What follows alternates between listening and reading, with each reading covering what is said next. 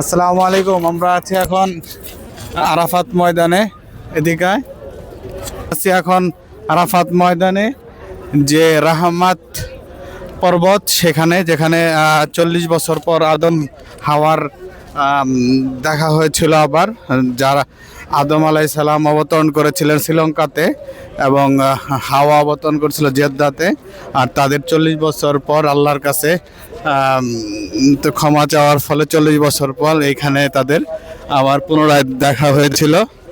আর আরাফাত ময়দান, আমরা যে মাঠে আছি সেখানে কিয়ামতের দিন সবারই এখানে উত্থান ঘটবে। সবাই এখানে আবার কেউ কাউকে চিনবে না, কিন্তু সবাই এখানেই থাকবে। সেই আরাফাত ময়দানে আমরা এখন বর্তমানে আছি।